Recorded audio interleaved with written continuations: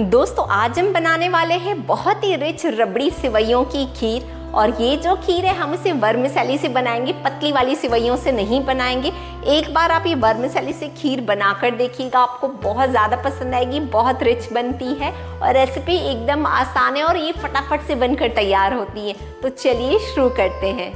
दोस्तों आज हम सिवैयों की रबड़ी खीर बनाने वाले हैं, तो उसके लिए हमें सिवैयाँ चाहिए। और ये जो सिवैयाँ हैं वो एक्चुअली ये वर्मिसेलीज है। जो एकदम पतली वाली सिवैयाँ आती है उससे इतनी अच्छी खीर नहीं बनती है, उससे कई गुना ज़्यादा अच्छी इस वर्मिसेली की खीर बनती है। आप एक बार ये वर्मिसेली से खीर बनाकर देखिएगा, आपको खुद ही डिफरेंस पता चल जाएगा। अब नेक्स्ट स्टेप में हमें गैस पर चढ़ानी है एक हैवी बेस की कढ़ाई और उसमें जाएगा 1/4 टेबलस्पून घी हम इसीलिए डाल रहे हैं क्योंकि हम इसमें कुछ ड्राई फ्रूट्स रोस्ट करने वाले हैं। दोस्तों आप कोई भी मीठी चीज़ बनाएं, आप ड्राई फ्रूट्स को रोस्ट करके डालें, आपकी वो मीठी चीज़ का जो टेस्ट है ना वो एनहांस हो जाएगा। तो ड्राई फ्रूट्स रोस्ट करना बहुत इंपॉर्टेंट है और ड्राई फ्रूट्स के बिना भी आप ये खीर बना सकते हैं, उसके बिना भी खीर बहुत अच्छी बनकर तैयार होती है। ड्राई फ्रूट्स डालना एकदम ऑप्शनल है। बस कुछ ही सेकंड्स में ड्राई फ्रूट्स रोस्ट हो चुके हैं, तो गैस का फ्लेम ऑफ करेंगे और इसके ऊपर मैं डाल रही हूँ थोड़ी सी काली वाली किशमिश। ये भी एकदम ऑप्शनल है और इसे आप गैस बंद करने के बाद ही डालें। बस ये कढ़ाई की गर्माहट से ही थोड़ी सी रोस्ट हो जाएगी। बस ड्राई फ्रूट्स को निकाल देंगे। अब नेक्स्ट स्टेप में सेम ही कढ़ाई में, और आप देख सकते हैं इसमें हल्का सा घी बचा हुआ है और ये खीर में बहुत ही टेस्टी लगता है। तो घी को हम एज इट इज रहने देंगे और उसके ऊपर डालेंगे 1 लीटर भर के दूध। और हमें दूध जो लेना है वो फुल क्रीम दूध लेना है। दूध के ऊपर जाएगा 1/2 टेबलस्पून इलायची पाउडर।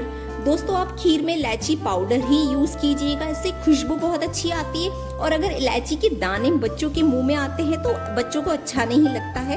तो इस तरीके से अगर आप इलायची को ग्राइंड करके डालेंगे तो पूरी खीर में बहुत अच्छी खुशबू आ जाएगी और ये जो इलायची के दाने हैं वो मुंह में भी नहीं आएंगे। बस अब हमें दूध को तब तक पकाना है जब तक इसमें एक बॉईल नहीं आ जाता। हमारे दूध में बॉईल आ चुका है, तो अब हमें इसमें डालनी है सिवैयाँ। तो एक छोटी कटोरी भर के हमें सिवैयाँ डालनी है। बहुत ज्यादा आप सिवैयाँ नहीं डालेंगे, नहीं तो खीर अच्छी नहीं बनती है। तो बस एक छोटी कटोरी सिवैयाँ डालने के बाद अब हमें इसे फिर से बॉईल करना होगा और आप इसे 1 मिनट तक कंटिन्यू चलाते हुए ही पकाएं।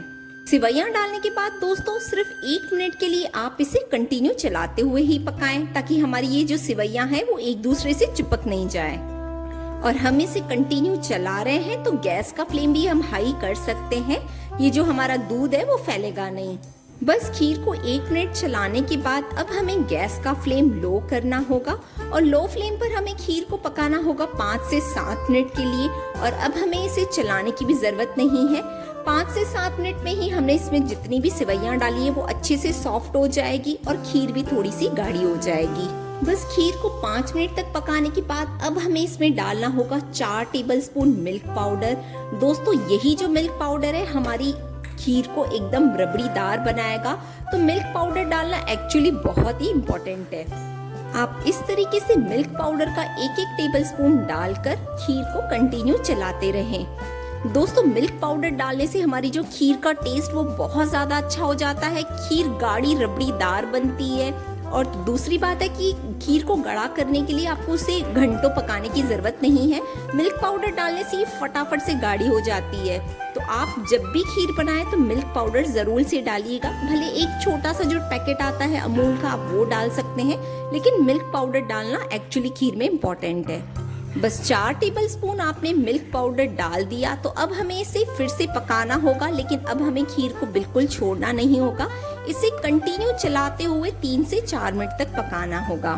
बस 3 से 4 मिनट में ही आप देखेंगे कि जो खीर है वो काफी गाढ़ी हो चुकी है। आप देख सकते हैं जो हमारा स्पून है वो अच्छे से कोट हो रहा है। इससे ज्यादा आपको दोस्तों गाढ़ी नहीं करनी है खीर, क्योंकि ये जब ठंडी होगी तो और गाढ़ी होने वाली है। तो सबसे लास्ट में अब हमें इसमें डालनी होगी चीनी। और जिस कटोरी से मैंने वर्मिसेली मेजर की थी एग्जैक्ट उसी कटोरी से मैं 3/4 भर के चीनी डाल रही हूँ। बस ये चीनी की जो क्वांटिटी है वो एकदम परफेक्ट होती है।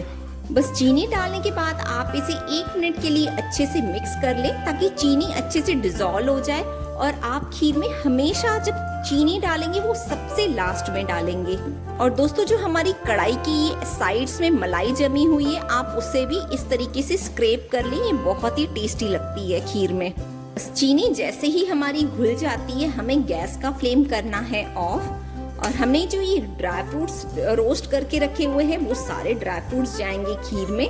हमारी एकदम परफेक्ट रबड़ीदार खीर बनकर तैयार है। लेकिन अभी हमें इसे सर्व नहीं करना है, इसे 5 से 7 मिनट का रेस्ट देंगे और फिर इसे सर्व करेंगे, क्योंकि और गाढ़ी हो जाएगी 5 से 7 मिनट में ही। दोस्तों थोड़ी ही देर में हमारी खीर रूम टेम्परेचर पर आ चुकी है और अब आप इसका टेक्सचर देखिए, ये कितनी रबड़ीदार, कितनी ज्यादा गाढ़ी हो चुकी है, एकदम ये परफेक्ट है। तो इसे सर्व कर लेते हैं। इस खीर को आप ठंडा या गरम दोनों सर्व कर सकते हैं। इनफैक्ट अगर आप इसको फ्रिज में रखेंगे ना तो ये ठंडी ठंडी खीर भी खाने में बहुत मजा आता है। दोस्तों आपको खीर को देखकर ही समझ में आ रहा होगा कि ये कितनी रिच बनी है, मतलब कितनी सारी रबड़ीदार बनी हुई है ये। तो ये खीर को आप बनाइए ज़रूर। और अभी बहुत सारे त्यौहार आ रहे हैं तो आप भगवान की भोग के लिए भी इस खीर को बना सकते हैं। और अच्छी अच्छी रेसिपीज़ के लिए दोस्तों एक लाइक तो बनता है, और अगर आपको चैनल यूज़फुल लगता है तो आप इसे सब्सक्राइब कर दीजिए, ताकि मेरी सारी नई वीडियोस आप तक टाइम पर पहुंचती रहे।